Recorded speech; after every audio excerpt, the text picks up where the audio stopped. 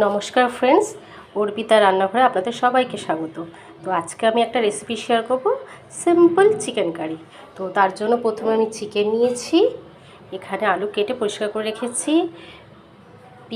পেঁয়াজ কুচি, সর্ষের তেল, এখানে সব গোটা গরম মশলা, যেরকম গোটা গরম মশলা, শুকনো লঙ্কা, তেজপাতা, আর এখানে নুন, হলুদ, লঙ্কা, জিরে গুঁড়ো সব একসাথে পেস্ট বানিয়ে নিয়েছি।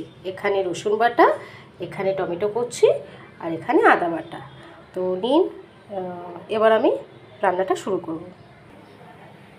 কড়াইতে সর্ষের তেল গরম করে নিয়েছি, একে একে এবার আমি আলুগুলোকে সব ছেড়ে দেব।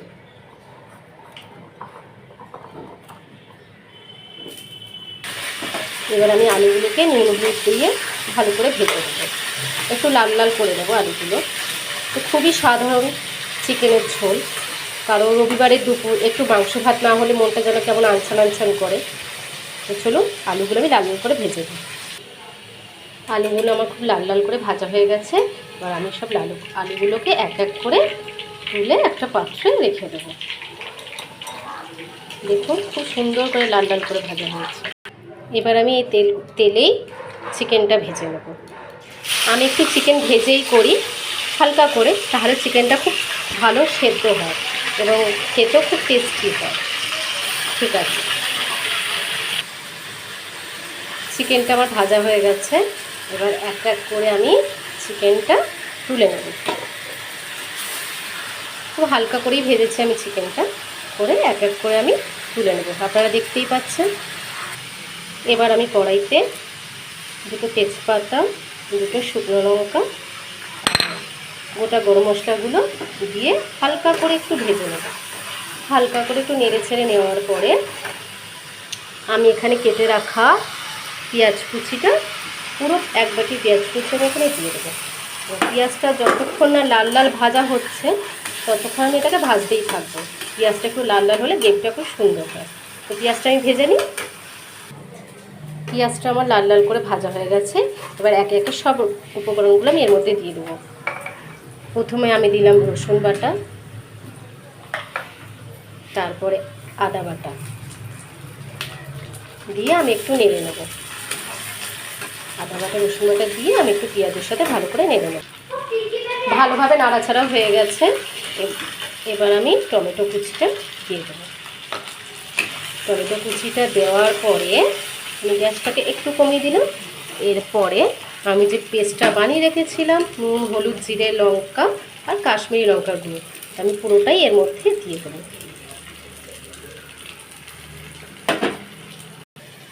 এবার আমি ভালো করে মশলাটা কষিয়ে নেব।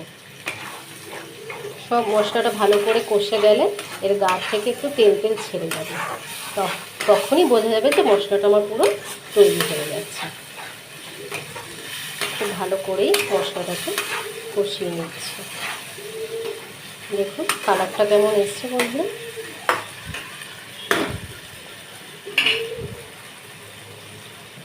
দেখুন মশলার গা দিয়ে আমার তেল ছেড়ে গেছে।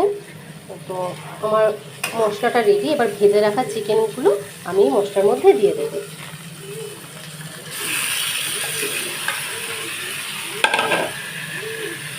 এবার আমি চিকেনটাকে অনেকক্ষণ ধরে ভালোভাবে কষিয়ে নেব, এক এক করে কষিয়ে নেব। দেখুন আমার চিকেনের কালারটা কেমন হয়েছে। চিকেনটা ভালো করে কষিয়ে নেব। এখানে আমি কোনো রকম জল অ্যাড করিনি। তো চিকেনটা কষছে, চিকেনের গা দিয়ে অল্প পরিমাণে জল ছেড়েছে, যেহেতু আমি চিকেনটা আগে ভেজে রেখেছিলাম, তাতে চিকেনটা কষা হয়ে যাচ্ছে। তো দেখুন চিকেনটা কীভাবে কষছে। এবার গ্যাসটাকে আমি একটু লো ফ্লেমে দিয়ে দেবো, তাহলে চিকেনটা ভালো সুসিদ্ধ হয়ে যাবে। তো আমি একটু ঢাকা চাপা দিয়ে দেবো। এবার আমি ঢাকনাটা খুলে নেব। দেখুন চিকেনের কালারটা কেমন এসছে। এবার ভেজে রাখা আলুগুলো আমি এর মধ্যে দিয়ে দেবো। দিয়ে আমি একটু নাড়াচাড়া করে নেব।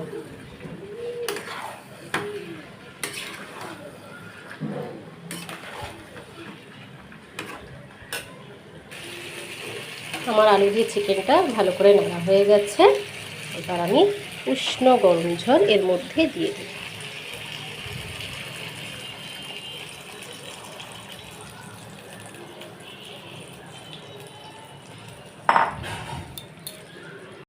এখানে আমি উষ্ণ গরম জল দিয়ে ভালো করে নেড়ে নিয়েছি, কারণ এখানে ঠান্ডা জল দিলে মাংসের স্বাদটা একেবারেই নষ্ট হয়ে যাবে, তার জন্য আমি উষ্ণ গরম জল দিয়েছি। এবার আমি এতে স্বাদের জন্য সামান্য পরিমাণ চিনি দেব, দিয়ে আর গোটা কাঁচা লঙ্কা দিয়ে দিলাম, দিয়ে এবার আমি এটাকে ঢাকা দিয়ে দেব। 5 মিনিট পর ঢাকাটা খুলে দেব, ততক্ষণ মাংসটা আমার পুরোপুরি তৈরি হয়ে যাবে। তো এবার আমি চিকেনের ঢাকনাটা খুলে নেব।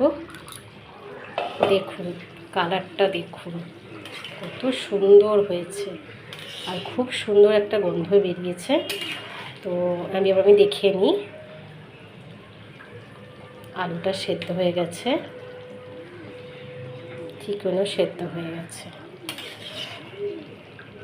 চিকেন আর আলুটা খুব ভালোভাবে সেদ্ধ হয়ে গেছে, আর কালারটা দেখুন বন্ধুরা কত সুন্দর হয়েছে। তো এবার আমি লাস্টে গুঁড়ো গরম মশলা দিয়ে দেবো। গরম মশলা দেওয়ার পরে আমি ঢাকনাটা আরেকবার চাপা দিয়ে দেবো, যাতে গরম মশলার গন্ধটা না বেরিয়ে যায়। তো এবার ঢাকনাটা খুলে নিই।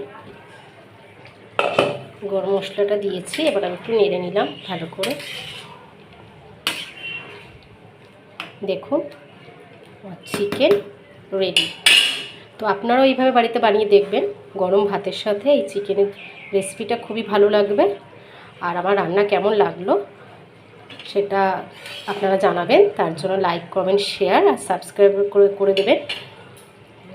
তো আজকে এই ভিডিওটা এতটুকুই, আর আপনারা আমাকে একটু সাপোর্ট করবেন। তো আজকের জন্য ভিডিওটা এইটুখানি। তবে ওকে, তাহলে বাই বাই বন্ধুরা।